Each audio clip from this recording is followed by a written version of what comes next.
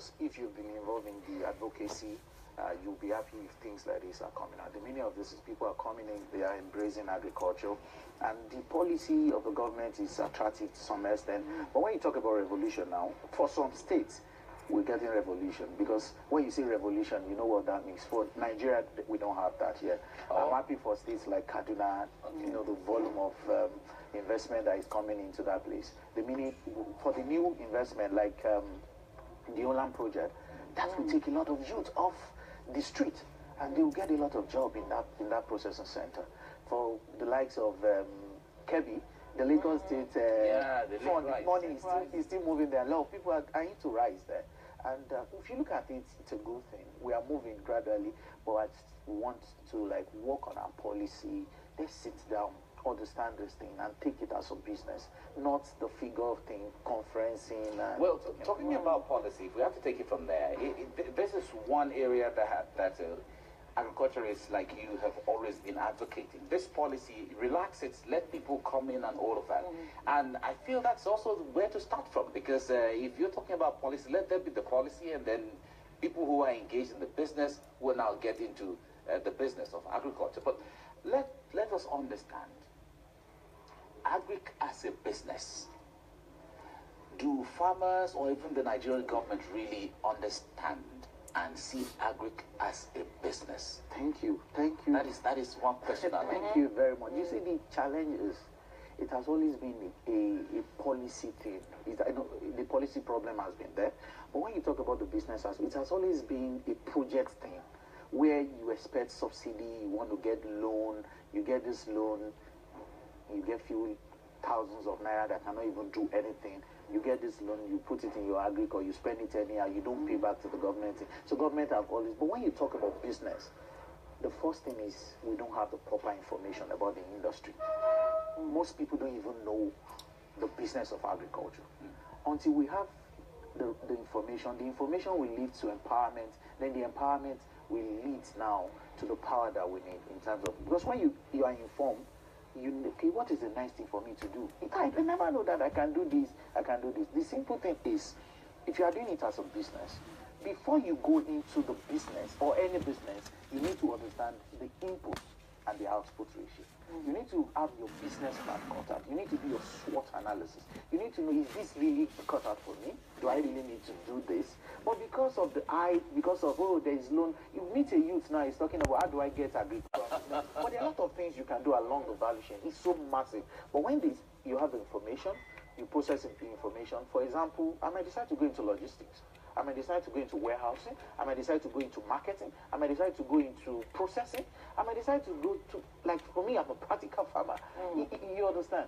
And unfortunately, the part that, because of the hype, oh, with 300,000 naira, you can make 1 million naira, we won't go anywhere until we sit down and begin to disseminate information. And you remember last year I said, thank God for a platform like this. TVC has really been doing a lot around this. We need to advocate, around agriculture. People, if you don't understand, you can't do anything. The research institutes, our universities, what are they doing? You understand? Universities of agriculture don't even have products on the market.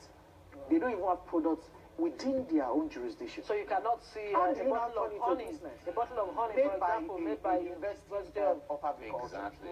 Branded and in the market. So fine, you are teaching us agri, but where is entrepreneurship aspect of? We call it greenpreneurship. When you find, okay, you can do this, you can do this. How do you turn to money?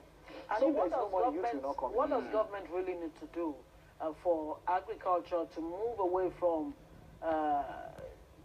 just on paper, revolution on paper to revolution indeed, so that we're not just paying lip service to it? Conducive environment, which we are getting to see. More the policy that aids private sector involvement. It can only be driven by private sector. You understand? I would say most of the time, I say federal government is actually doing their bit. Most time we say government, the first thing you are looking at is federal government. What of the state government? And even they are the closest. Even how many lands do you have from the federal? You can't even get federal lands. You start need to processing, but I can get land from my state. You understand? So what is state A doing that state B is not doing? Until from the state level they understand that we have potential. If we take this thing and assess it very well, prune it very well, we can even get money that we forget the fund that is coming from Abuja. And Abuja will be calling you, come and take your money. Because look at, for example, look at Lagos State. I don't know, 20 million people, go to 30 million people. Lagos State is well positioned to consume. But unfortunately, Lagos State don't sit down. They are still spending money on development. There's no land. But Lagos State government collaborating with other states. Look at the Kebbi thing. Now they are partnering with other Southwest states. You understand? To say, okay, give us paddy because of our new rice processing center. This is a state that ought to, like, the money is here. And the market is The market is here. Even those of us that farm in the village, we can't even eat the fresh, but we bring everything down to Lagos. So, but Lagos is not sitting down. That shows that the government here understand what they are into. Look at some other part. We've not been hearing anything around Agric from Ekiti. The former government in Ondo did very well with youth involvement in agriculture using the boot capping project. Now, we've not, maybe the new government is trying to settle down. Nothing is coming from Ondo. Nothing is coming from Osun. Ogun State is doing the best. They are doing the best. So it's not enough.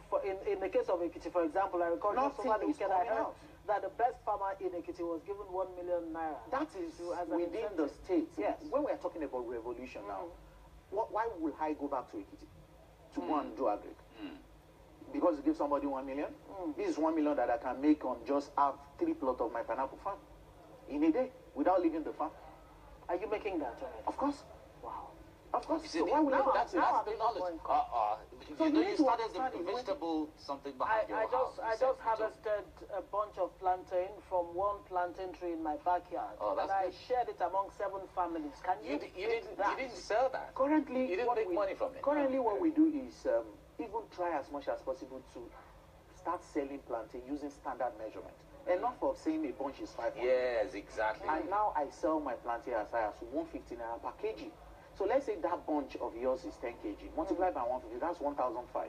So if I'm putting 800 of it on my 1 acre farm using 6 feet by 6 feet, 800 times 1.5, I'm looking at 1 point something million. I already know what I'm going to before I'm going to it. Wow. But I need water.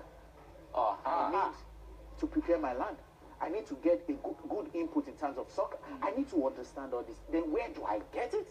So all these things will have been written out, and I'm following it. Then I'm not waiting for God will do this, God, because I've put my place. God will not come down. God is there. Everything is God is already on ground. There. Providing so everything. We need to move That's from why. the way it is, and it has to come from the university developing and our institution developing, standard innovations, pass it across to the extension officer, which unfortunately they are not even there.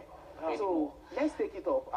Let's take it up and make business. We are running against time now, but let me ask you this: there is this agreement between Nigeria, a memorandum of understanding, Nigeria and Morocco, for fertilizer. Okay. So if we're expecting so much fertilizer from Morocco, and they're also talking about subsidizing and ensuring that local industry produce fertilizer and all of that, how will that go together? What's the implication of that? We're expecting that until the locals facility starts in operation. But don't forget, we're having different school of thought recently. Organic farming, which I support so much, sustainable agriculture, and this. But when you want to talk about commercialization, you need this input. The level of your inputs will determine your output. For example, cassava, we are doing like 5 tons, 10 tons, 15 tons. Most people don't even know how many tons they are getting. When in other clan, they are getting as high as 50 tons per hectare. So the same energy, the same size of land, but the output, you understand? So we actually need these things. But the thing is, how do you get it to those that need it? I wouldn't want them to say unfortunately, we don't have enough. We've not even scratched the surface. In addition to the agreement you talked about, there's the Bank of Agriculture MOU with the Chinese company that is meant to just catalyze we need all those things. We need all those things. But the thing is, let us. I'm sure we'll bring you back to tell us even more, educate us, enlighten us even more. This guy is a millionaire. Thank you very much. He's an agricultural expert. Simply put, he's a farmer. Yes. Millionaire farmer. Thank you very much for coming on the program. Thank you. Thank you. All right, it's time for sports now, and